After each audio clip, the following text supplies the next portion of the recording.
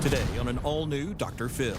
She went missing 8 years ago. This was blocks away from Ariel Castro's house. Now, she may have been spotted on surveillance video. There was so much similarity between the photographs. You've seen the photos. Could that be her? Plus, homeless Joe is back. We hunted him down. We found him drunk and barefoot. But is he clean and sober? I had no intention of going back to rehab.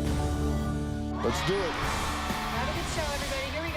This is a safe place to talk about hard things. Stand by, Dr. Phil. I'll try to be an emotional compass and point you in the right direction. In 5, 4. I am not giving up on you. Go, Dr. Phil.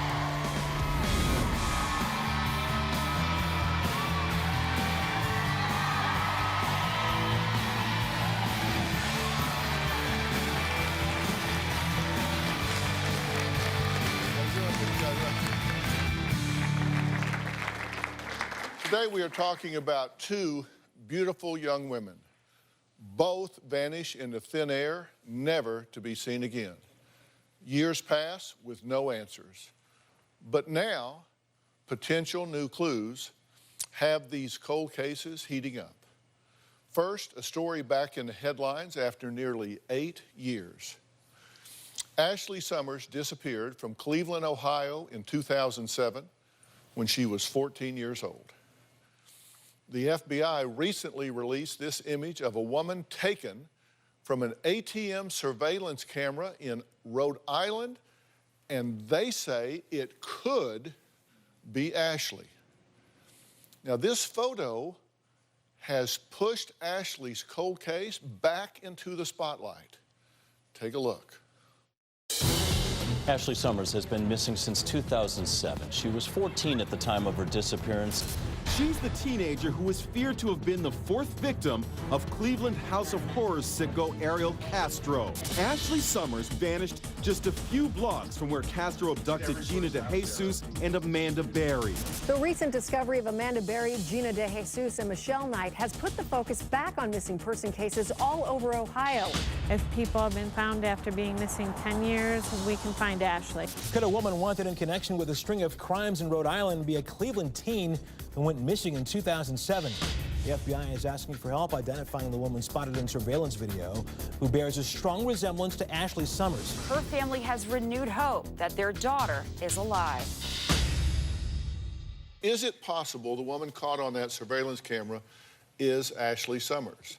Has Ashley been alive this whole time, off the grid, involved in crime and possibly in danger? Well, Ashley's step-grandmother, Linda, and her mother, Jennifer, are joining us today. And this is the first time they are speaking out since this new development. You've seen the photos. What's your gut level tell you? I'm not sure, but it's the closest picture I've seen that resembles her, so. This picture, of course, it would be 8 years. Looking into her eyes, could that be her? Yep. What do you think? Well, I feel very strongly that it could be her.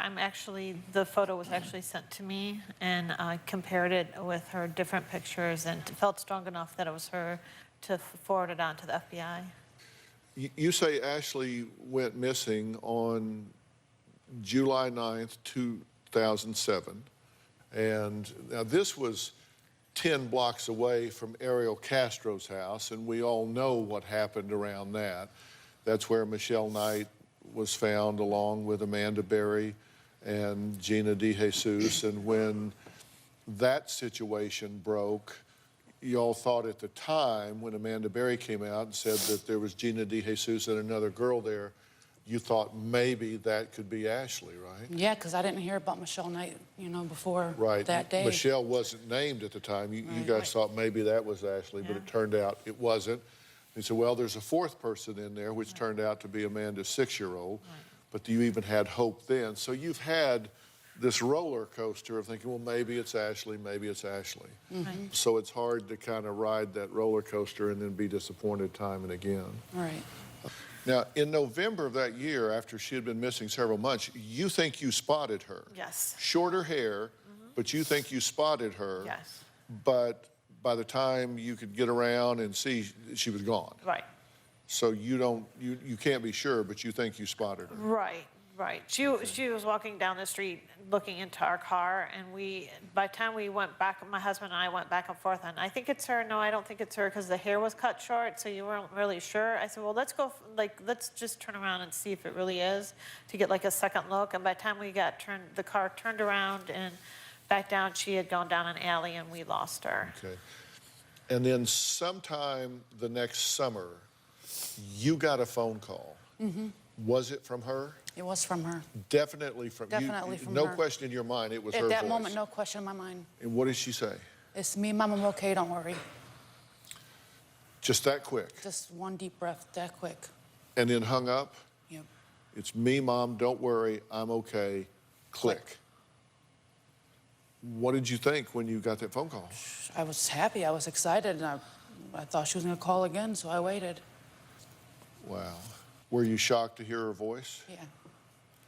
By that time, had you thought the worst, that something terrible had happened to her? No. You still, Yeah, I still thought think she's maybe out she there. was Yeah. she was just out there. There have been other sightings reported, but the leads have never panned out, right? Correct. What have you heard along the way? What kind of sightings have you heard? I've heard some people say I saw her standing out here on the street, but I didn't know she was a missing person. Or I've seen her at this store or the other store. But nobody ever calls authorities. And I've had multiple people ask me, well, what do I do if I see her? Now she's an adult. And I said, call 911, make a scene, do something. But I'd rather you call 911, it be false, than not do anything at all. So at 14, if she was gone at that point, right, you believe she was taken, not that she ran away and stayed gone this long. Right. Right. You clearly believe she was taken. I believe she at least got into a situation where she can get out of it. All right, well, we're going to take a break, and we're going to speak to two facial recognition experts who have analyzed this photo. Do they think it's Ashley? Plus, if Ashley is out there, I'll tell her family what she needs to hear. We'll be right back.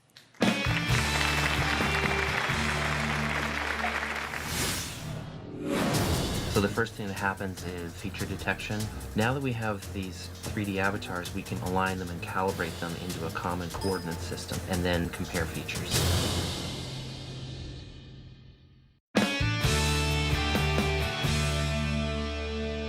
Now, I have two experts joining me today. Both have scientifically analyzed this photo. Body language expert specializing in human behavior and facial recognition, Susan Constantine, is here. And Mark Valiant, PhD, president and CTO of Animetrics, Inc., a software company that builds investigative and automated facial recognition software, joins us via Polycom. Both of you have taken a look at these photos, and Mark, let me start with you.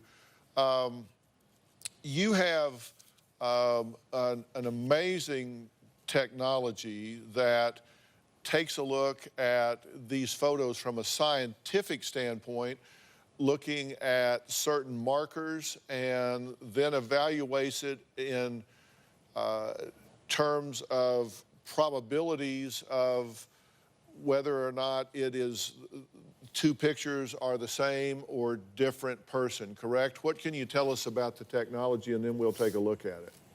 Sure. So we've got a couple different things that we work with. So one is our automated facial recognition system, which is built from algorithms that analyze pairs of pictures of the same person and pairs of pictures of different people, learns from studying those pictures how to differentiate between the same person and different people. Mark actually sent us a video showing how the computer program Animetrics analyzed the two images. Now, you'll hear them refer to what is known as an unknown view, and that's the ATM photo that people think might be Ashley, who would be 22 now. And then the known photo is of Ashley taken before she disappeared at age 14. Let's take a look at the video. So on the top we have the unknown view, and on the bottom we have a known picture of this person. So the first thing that happens is feature detection, finds the eyes and the nose, the chin and the ears. So each image runs through feature detection. When the landmark's in the right spot, we generate 3D avatars from the 2D images. Just click that button, and what we're going to have is a 3D avatar here from the top view and one for the bottom view. Now that we have these 3D avatars, we can actually align them and calibrate them into a common coordinate system, and then slide the slide viewer across and compare features. So over here in the 3D window, just like this, we have this divider, and it just makes it really easy to be able to compare features when you can just slide them right on top of each other, instead of having to sort of look from the bottom one and then up and down and up and down. We also have a 2D comparison tool, so setting one image, we can then transform the other one to it based on 2D transformations. You can see how these features line up in that regard. Wow. So Mark, after running it through that program, you say there is an 80% likelihood that those two pictures are of the same person, correct? That's correct, yes. Let me add Susan to the conversation here, and we'll put up some of the multiple photos here. You looked at all of the different photos that were available here, including the one on the ATM. We can list some of the similarities that that you pointed to: the heart-shaped face, forehead, eye width, corner-to-corner expression, all of these things. But talk about what your general conclusion was from everything that you looked at. Well, my general conclusion is when I looked at both the photographs, there was a high level of similarity. Looking at the hairline level on both photographs and comparing them, and the eyebrows, and then the eyelids, the lower lids, in addition to the large space that she has from her on her top lid. So there's multiple things that I saw that were similar, that to me, I thought there was a high level probability that that could possibly be her. If it is her, and she is out there, as Mark and the folks at Metrics thinks it may well be, as Susan thinks it may well be, and if she is watching this, what do you want to say to her? What do you want her to hear? What do you want her to know? Well, tell her to come home. We'll help her. We love her. We love you. We want you home. We'll help you through whatever situation you've gotten yourself into. If you've seen her, look at these pictures, then please contact the authorities, contact us, get in touch and let us know what you know. Susan, thank you for your time and expertise in this. Susan Constantine. Mark Valiant, thank you, and thank Animetrics for using your technology to take a look at this. So we appreciate it. Our hopes and prayers are with you guys in finding Ashley in the right way. Next, police searched a Florida swamp for a beautiful young mother who vanished after a dramatic appearance with her ex-fiancé on the People's Court. Why and what did they find? Will Michelle Parker's father ever see her again? You'll hear what he has to say when we come back.